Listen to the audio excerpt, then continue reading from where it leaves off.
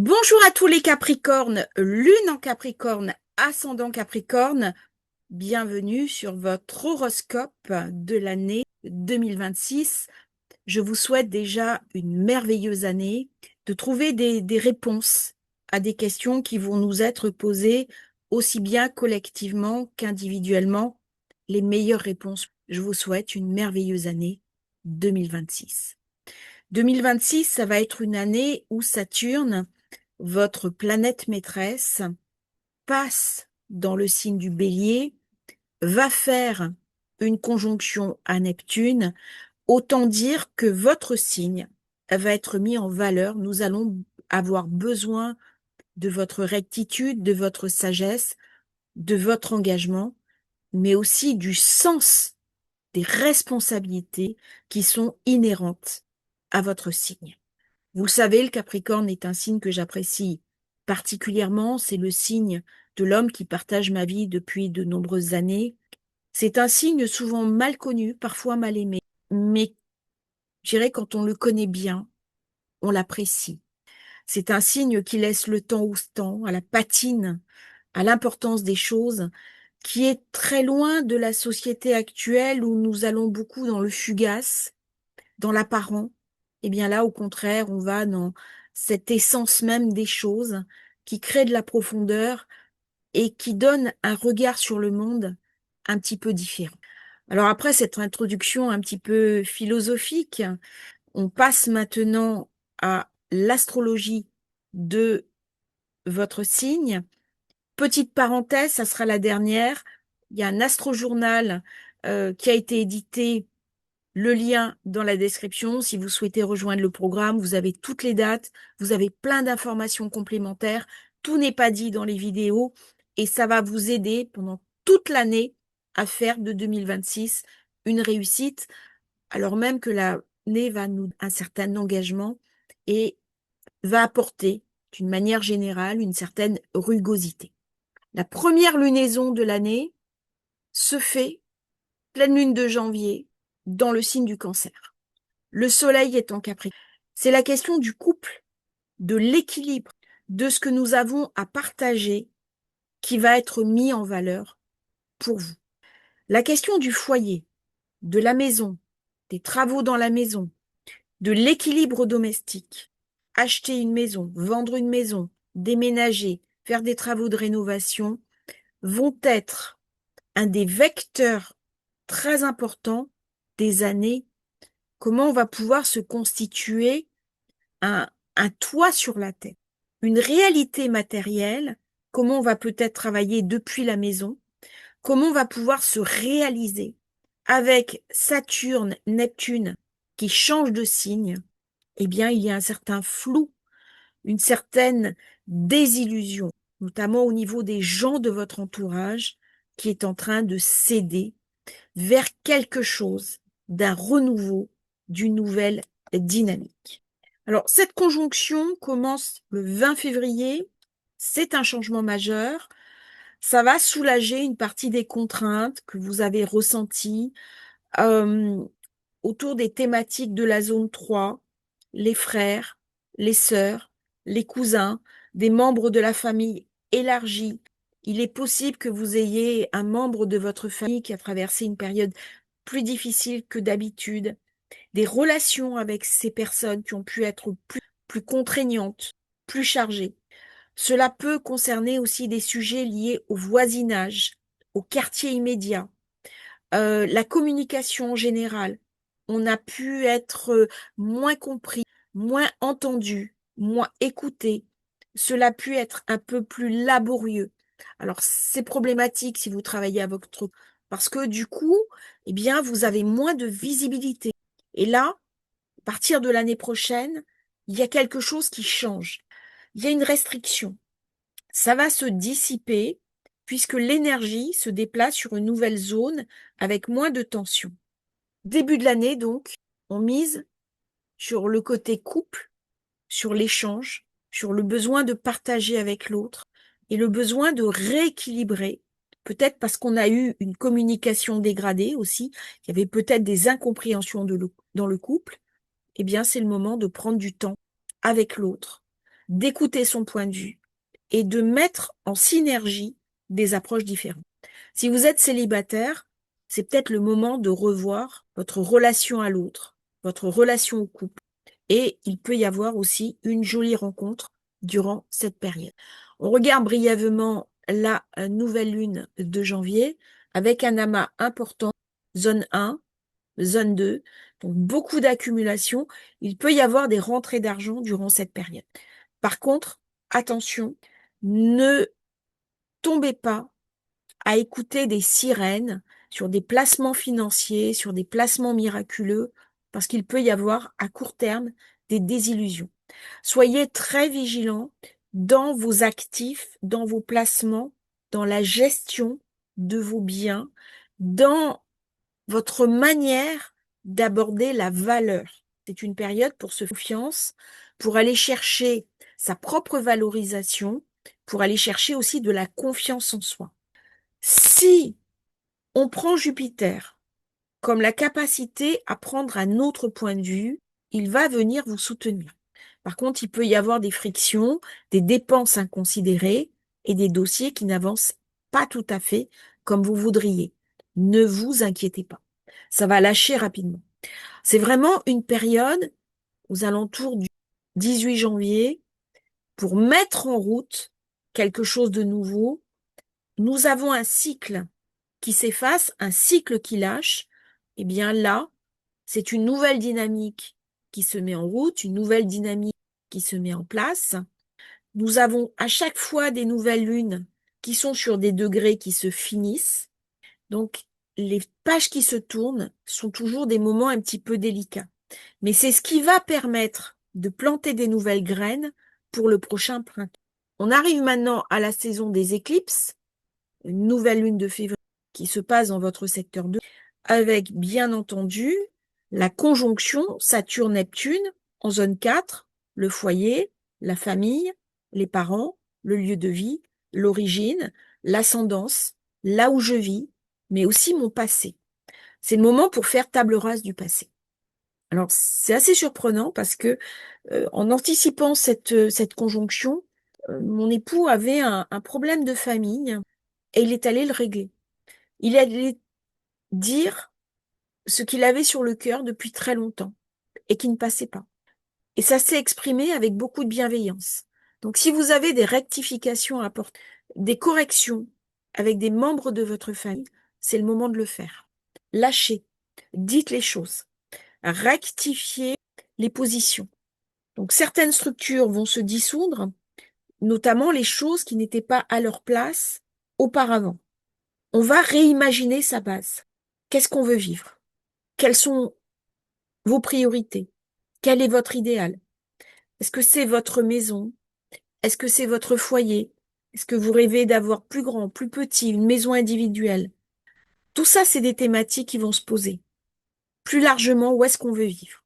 Il peut y avoir une expatriation. Dans quel endroit du monde est-ce que je désire être? Où est-ce que c'est chez moi? Et ça vient poser la question forcément du qui suis-je?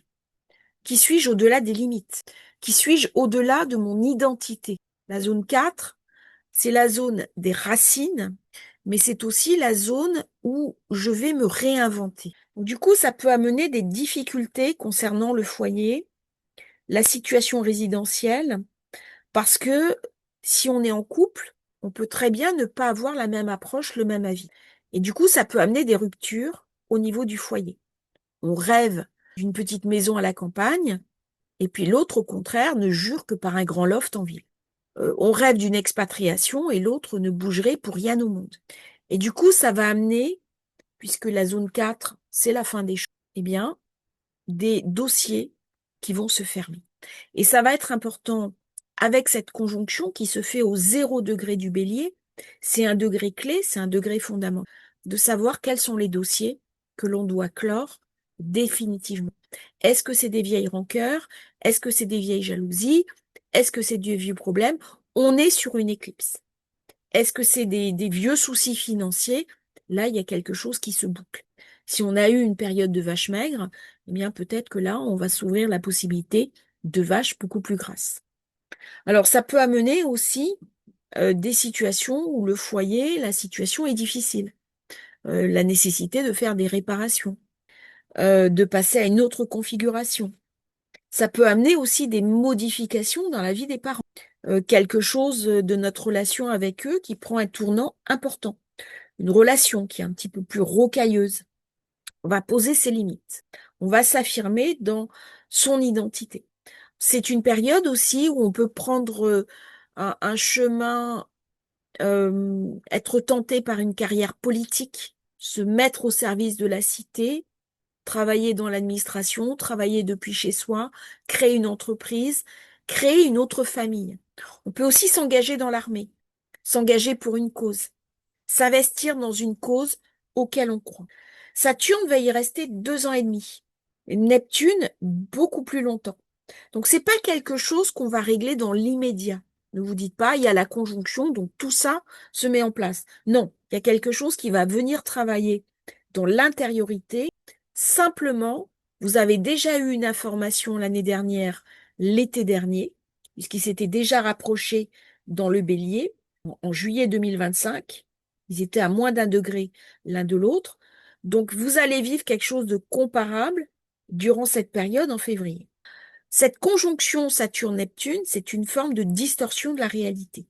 Ça va être plus difficile de séparer le bon grain de l'ivraie, de savoir ce qui est essentiel pour vous, ce qui est vrai, ce qui ne l'est pas. Donc même si vous avez très envie de déménager, de vous créer un nouveau foyer, il vaudra mieux éviter de le faire début février. Attendre un petit peu que cette conjonction se dissipe. Alors la conjonction se fait aux alentours du 20. Vous voyez, les décisions importantes, début février, on est avant la conjonction. Le 20, j'ai la conjonction. Il faudra peut-être attendre mi-mars pour vraiment mettre en place des choses qui demandent une certaine prudence. Donc pour les décisions définitives, vous attendez que Saturne et Neptune s'éloignent un petit peu l'un de l'autre. Alors souvent, dans le passé, avec ce genre de configuration, il y a des personnes qui ont mis en place des choses importantes, des choses suprapersonnelles, des communautés, des nouvelles manières de vivre ensemble, des lieux de vie, de partage. Il y a une manière très construite de créer cela, des échanges de compétences dans un regroupement où on partage une vision commune. Alors, je ne parle pas de secte, mais un idéal commun, une vie intentionnelle, matérialisation d'une situation de vie alignée sur vos idéaux, vos croyances, votre spiritualité, autour de jardins communs, par exemple, autour d'une alimentation commune. Simplement, on peut prendre un jardin communautaire et puis on cultive des plantes médicinales, l'autre va faire des légumes et puis on échange. Donc, on va chercher à renouer du lien durant cette période. Alors, souvent, quand j'ai Neptune en maison 4, ça peut amener des problèmes d'eau au domicile, des problèmes de canalisation, des problèmes de fuite.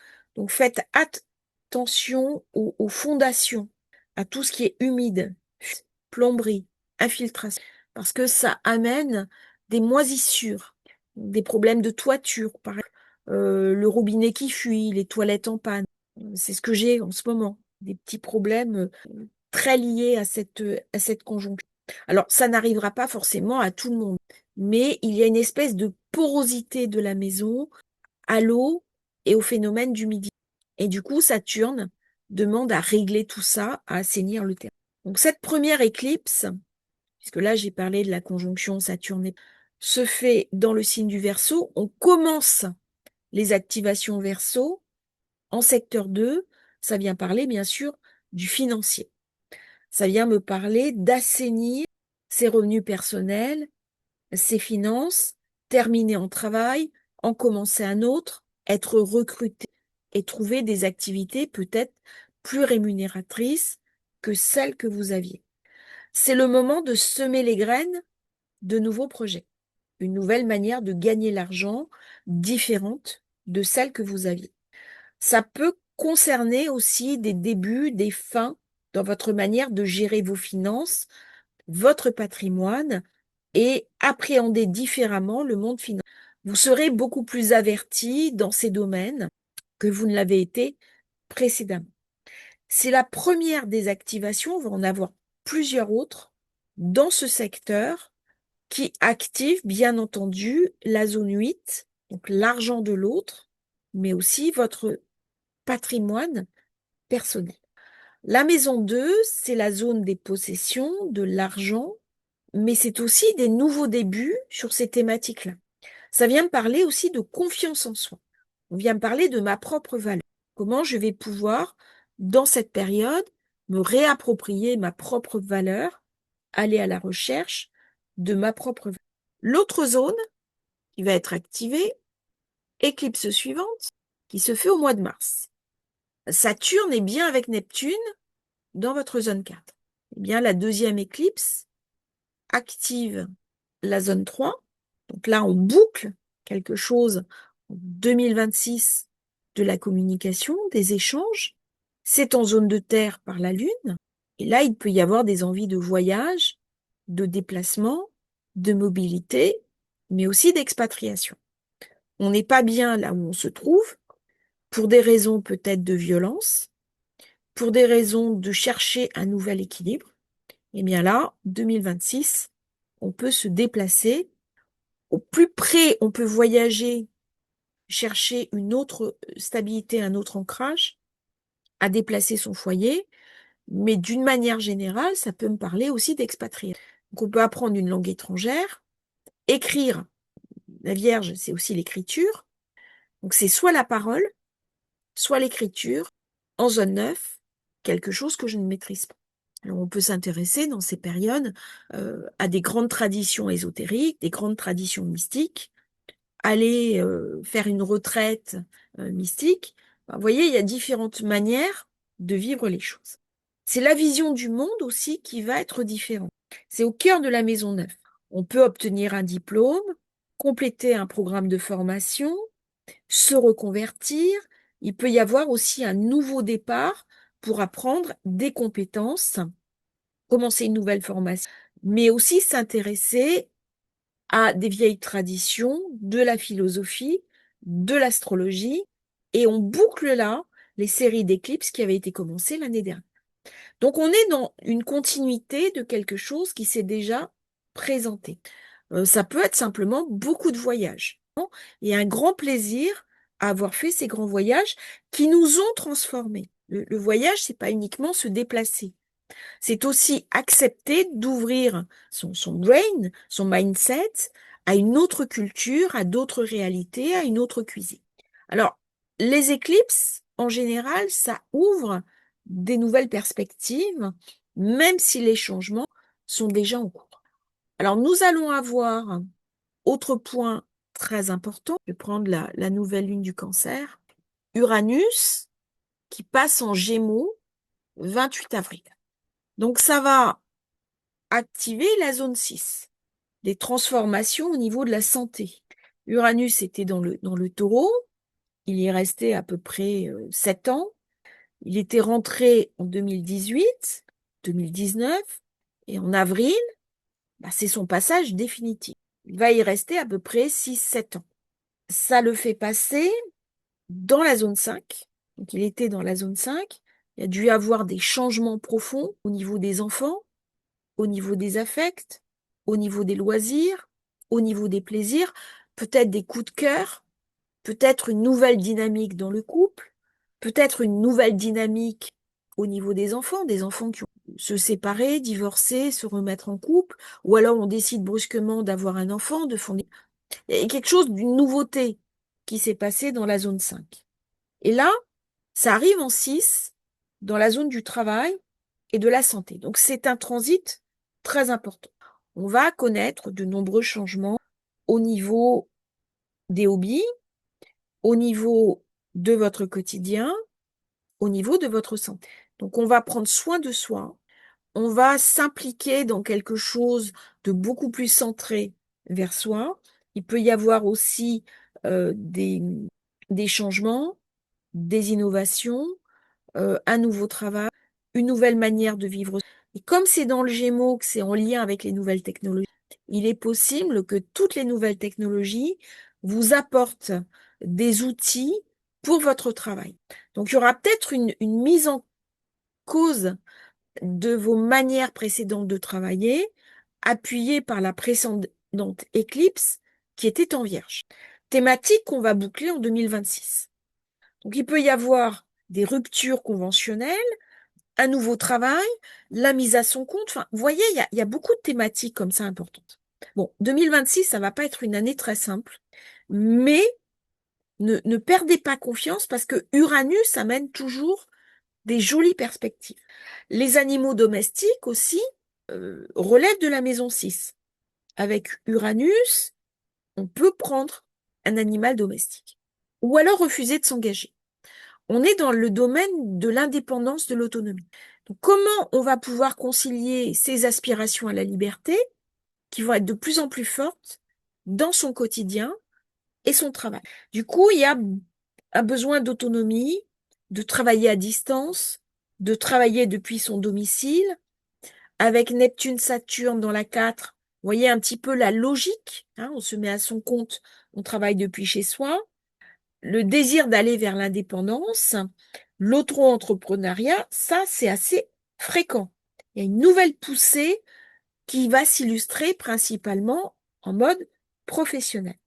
Ça a peut-être déjà démarré en 2025, quand Uranus avait déjà touché le Gémeaux, mais là, on voit que maintenant, ça y est, il est bien dans cette logique.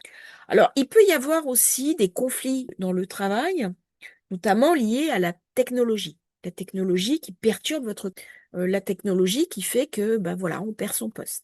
Et comment, plutôt que d'être en colère contre la technologie, on va pouvoir se la réapproprier. Donc, apprendre les nouveaux outils. C'est l'intégration de l'IA et son impact sur les métiers. Uranus en Gémeaux, il va nous confronter à cette réalité que l'IA va perturber considérablement le marché du travail. Ça va redéfinir les tâches. Et donc, c'est important, dans cette période, d'ouvrir les yeux et de voir comment on va pouvoir tirer un bénéfice de ce changement. Alors, parfois, on ne l'aura pas du tout pressenti, puisque c'est Uranus, c'est la foudre. On ne s'attendait pas et d'un coup, on a une lettre sur son bureau. Alors, soit on va rentrer dans de la rigidité, Saturne. N'oublions pas que Saturne va être quand même un petit peu faible en bélier. Du coup, on peut se sentir en colère, on peut se sentir frustré. On peut avoir le sentiment d'une injustice. Alors, quand le Capricorne rentre dans le sentiment d'injustice, c'est assez compliqué à gérer, pour lui comme pour son entourage. Je dis pas qu'il a tort, c'est pas ça. Mais en étant dans le sentiment d'injustice, qui souvent est légitime, il ne voit pas les possibilités d'adaptation qu'il y a derrière. Et c'est ça qu'Uranus vient me raconter. Il amène autre chose. Et donc, pour m'amener autre chose, si j'écoute bien la leçon d'Uranus, il faut que j'accepte le cadeau qui est derrière. Donc, c'est apprendre à s'adapter, surfer sur la vague. Et c'est un bon moment pour prêter attention aux nouvelles opportunités. C'est le moment aussi de s'occuper de sa santé, parce qu'il peut y avoir des problèmes de santé inattendus, bizarres, atypiques.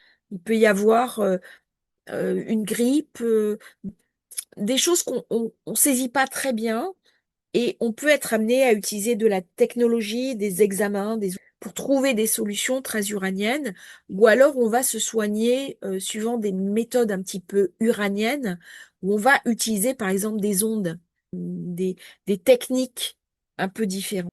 C'est aussi des nouvelles approches de santé, des nouvelles routines sportives, on prend plus soin de soi, des nouvelles habitudes alimentaires. On a envie de mieux manger, de nettoyer son alimentation.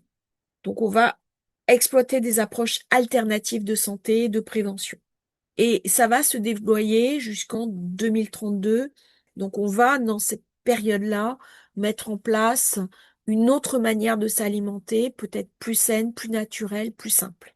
Durant cette période, j'ai Chiron qui arrive en zone 5. 19 jours. Ça va venir réveiller ma relation au plaisir, au désir, à la joie, aux enfants, des problématiques anciennes qui n'ont pas été apurées. Symboliquement, le taureau me parle de finances. Donc ça va être le moment pour accepter de me revaloriser, de prendre confiance en moi et d'apprendre peut-être une matérialité qui m'échappe. Comment je peux, dans un monde qui est râpeux, trouver des solutions personnelles? Fin juin, Jupiter passe en Cancer. Ça sera juste avant le changement dans l'axe des nœuds. Dans le Cancer, Jupiter est venu me parler de croissance, d'expansion, de chance, de nouvelles relations. Il a amené des opportunités. En maison 8, il va m'inviter à une certaine forme de retrait. Il va me parler du secteur financier, des ressources partagées, de l'argent des autres, des héritages, des choses positives sur le plan financier.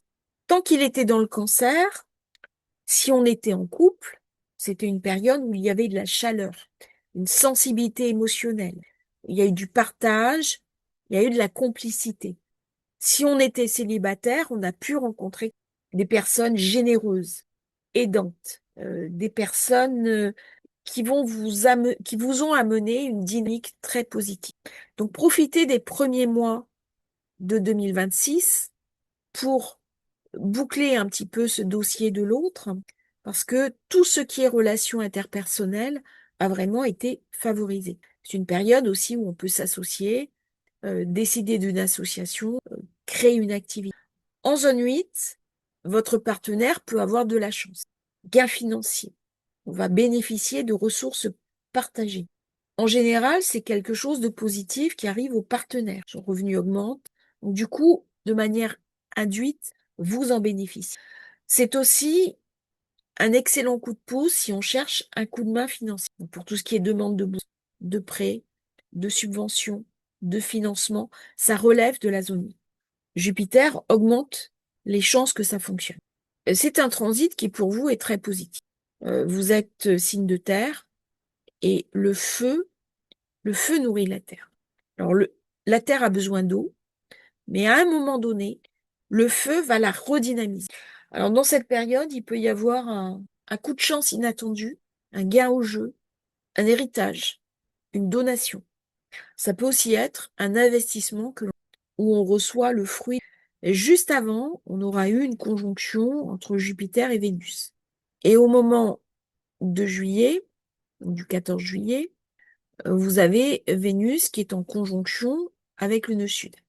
Donc c'est une très bonne période pour apurer les vieilles mémoires, les vieux soucis, travailler ce qui n'a pas été nettoyé jusqu'à présent. Ça ouvre un petit peu la porte de la seconde saison des équipes. Alors, c'est des dates favorables. Les dates favorables, vous les aurez dans l'astrojournal. Il y aura une sélection de dates favorables qui ne sont pas communiquées dans les vidéos de l'année. Avec le nœud nord qui change de signe, ça va venir toucher aussi votre gestion matérielle.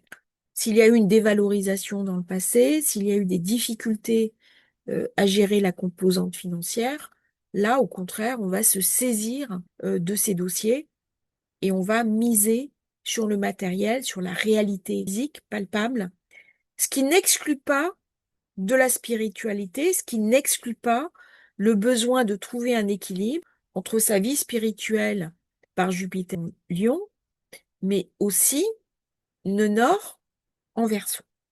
Comment je vais utiliser ma vie spirituelle pour que ça devienne un atout dans ma vie et non pas une dépossession? C'est-à-dire comment faire le lien entre l'en haut et l'en bas. Je vis dans un monde d'incarnation. J'ai aussi besoin de matériel pour me réaliser. On passe maintenant à la deuxième saison des éclipses. La première, 12 août, en Lion, dans votre secteur, les ressources partagées. C'est la première de cette série en lien avec l'éclipse du Verseau dont on a parlé au début d'année. Vous voyez l'accent qui est mis sur la zone 8. Alors, il est possible que durant cette période, il y ait des dossiers qui se bouclent, des choses qui se ferment. On peut aussi avoir une très grande intuition. L'argent de l'autre sera mis en valeur. Quelque chose de positif là qui se passe. Par contre, attention, parce que j'aurais eu Jupiter quand même, qui aura fait son opposition à Pluton. Donc, ça m'aura ramené une certaine tension générale. L'éclipse, c'est quelque chose de ponctuel, hein. Ça va me parler aussi de prêts, de dettes, d'investissement et comment apurer tout ça, apurer ces dettes. Donc, il y a quelque chose qui est en train de se nettoyer. Il y a quelque chose qui se met en place. Alors, en général, quand Jupiter est dans une zone, il amène de la chance, il amène de l'expansion et il va mettre en valeur tout le secteur. Et avec l'éclipse, ça ramène de la puissance, ça ramène du poids. Donc, ce qui va se passer au mois d'août va être très important parce que ça va orienter vos prises de décision et une direction différente. Même si ça ne semble pas énorme sur le moment, il y a des choses qui se mettent en place et qui vont induire un nouveau phénomène. Des graines qui sont toujours en train de se planter, qui deviendront plus tard des arbres, des vergers, voire même une forêt. Vous voyez, là, on est au commencement de l'énergie. Donc ça joue beaucoup aussi sur la spiritualité. On peut rejoindre un cercle ésotérique, commencer une nouvelle formation ésotérique, s'intéresser à l'astrologie. Euh, il y a quelque chose de très puissant là. Alors, la zone 8, c'est aussi l'ombre et des thématiques plus scorpions, de transformation intérieure. Donc, c'est une période où on est invité à se transformer au vu des éléments qui vont nous être proposés. Donc, ces changements amènent des transformations sur le financier, la manière dont on gagne l'argent, la manière dont on le dépense, et comment notre revenu va impacter d'autres personnes, ou comment les revenus d'autres personnes vont impacter nos propres ressources de manière présente. Euh, avec ces énergies, c'est sa capacité à être autonome, à être indépendant qui va se poser. Donc j'ai aussi une autre éclipse qui se fait dans la zone 3 et on boucle cette série, donc peut-être un dernier voyage, un dernier déplacement dans une période où il y en a peut-être eu pas mal et ça se fait en carré avec Uranus.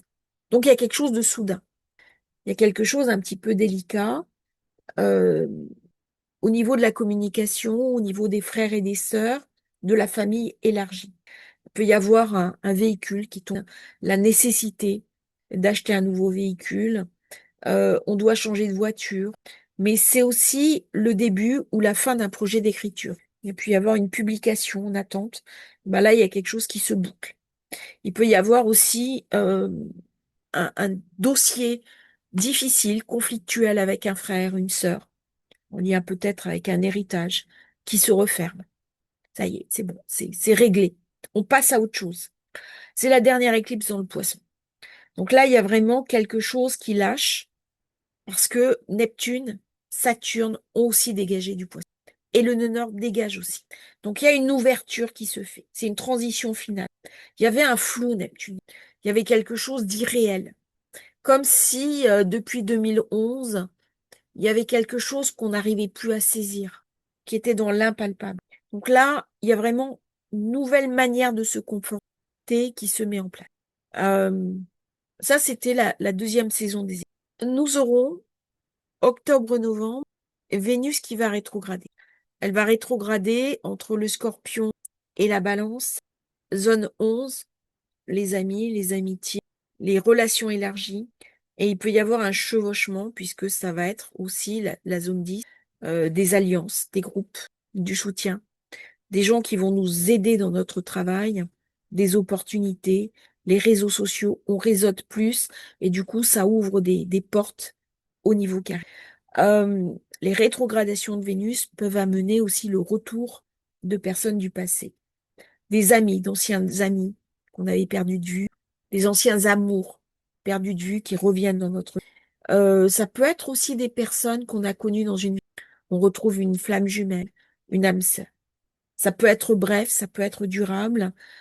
Cela peut entraîner un processus interne, on va revisiter sa vie sociale, ses réseaux et éliminer ce qui...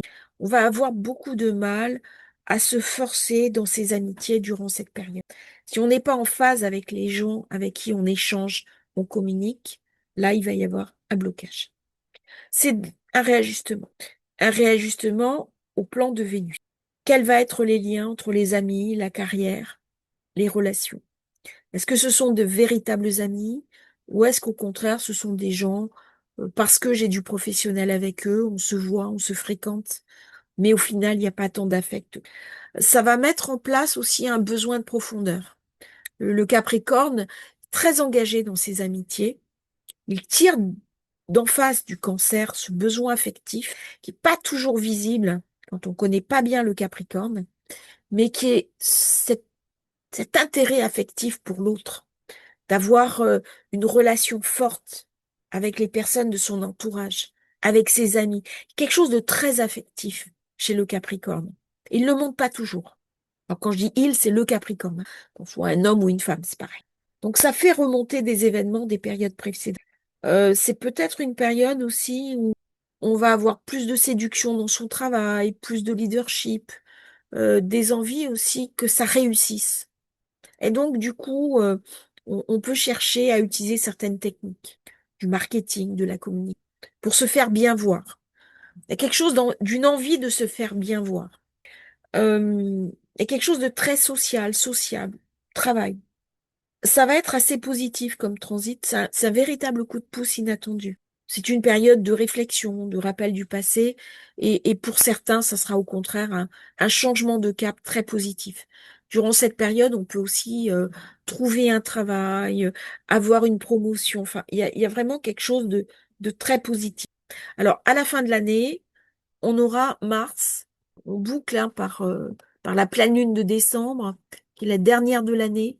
Donc, le Soleil, donc Capricorne, la Lune en Cancer, forcément, puisque c'est toujours en face. Donc, les pleines lunes se font toutes dans le même axe. Mars commencera à s'arrêter. Il sera dans sa zone d'ombre et il va rétrograder entre le Lion et la Vierge. La dernière fois, ça avait été entre le Cancer et le Lion. Donc, la rétrogradation va se jouer 2027 entre la zone 8, les ressources partagées, et la zone 9, les voyages, les études, les croyances. Donc, c'est une période où on va dépenser beaucoup plus d'efforts que d'habitude, durant une durée un petit peu inhabituelle. Les transits de Mars sont assez engageants. Et ça va vous permettre de rectifier vos attitudes sur la gestion du patrimoine, prendre des décisions et peut-être mettre en place un projet d'expatriation qui pourrait se dérouler l'année suivante. Il y aura un investissement d'énergie avec des ressources partagées, hein, j'en ai beaucoup parlé, le besoin de régler et de clarifier certaines choses. Alors, dans cette période, avec Mars, il peut y avoir aussi une certaine tension, des certains retards. On va passer d'une période d'expansion très fluide avec Jupiter à un moment où les choses se ralentissent un peu et se mettent en place. Du coup, ça peut faire remonter euh, des, des thématiques liées à la gestion de vos finances. Après, ça va se poser en 2027, euh, mais vous aurez déjà un fin 2026. Mars, c'est votre allié. Il est en signe de terre. Donc, quelque part, il va me demander d'investir du financier dans mes nouveaux projets. Si j'ai envie de partir, si j'ai envie de voyager, ça sera un voyage qui sera un peu plus coûteux que d'habitude. Si je veux m'expatrier, ça sera des frais inattendus. Et il y a la mise en place, la mise en œuvre d'une nouvelle dynamique. Mars est exalté dans le Capricorne. Et en ce moment, d'ailleurs, on est fin décembre, eh bien, il est dans votre signe. Je vais vous montrer. Il est là en ce moment. Et il va vous amener un éclairage sur ce que vous avez à faire. Donc, en ce moment, vous allez avoir des indications, des marqueurs de ce qui va se passer l'année prochaine, en lien avec ce Mars rétrograde. Alors, ça peut être très subtil, hein. Ça peut être juste des intuitions, ça peut être quelqu'un qui vous envoie un message dans un pays étranger, vous dites, ou un voyage, pourquoi pas. C'est cette idée du pourquoi pas qui est déterminante durant cette période. Donc, surveillez ce qui se met en place euh, fin septembre, parce que c'est des circonstances qui vont vous donner des informations sur ce qui arrivera en 2027. Donc, soyez vigilants. Si vous êtes très à l'écoute du dernier trimestre 2026, vous aurez des informations précieuses dont vous allez pouvoir tirer une quintessence. Donc voilà un petit peu les grands transits. C'est vrai que Saturne qui change de signe, c'est un gros. Mars qui devient rétro 2027 également, c'est une année où il va y avoir des opportunités, comme chaque fois en période de secousse financière, quand il y a des tensions, eh bien des portes se ferment et d'autres s'ouvrent. Et Uranus en Gémeaux va ouvrir pour vous une capacité à vous saisir de nouvelles opportunités dans votre travail qui vont être rares, qui vont être précieuses. Donc si vous arrivez à saisir les bonnes perches, vous pourrez faire de 2026 une véritable réussite. Par contre, ça va vous demander de l'engagement, ça vous savez faire, de l'endurance, vous savez faire aussi, du travail et de la pertinence, vous savez faire également, mais une belle capacité à la lucidité. Je vous remercie Capricorne d'avoir suivi votre horoscope. Si vous souhaitez rejoindre l'Astro-Journal, vous avez le lien dans la description. Je vous souhaite une merveilleuse année 2026. À bientôt pour un nouveau partage sur Astrologie facile.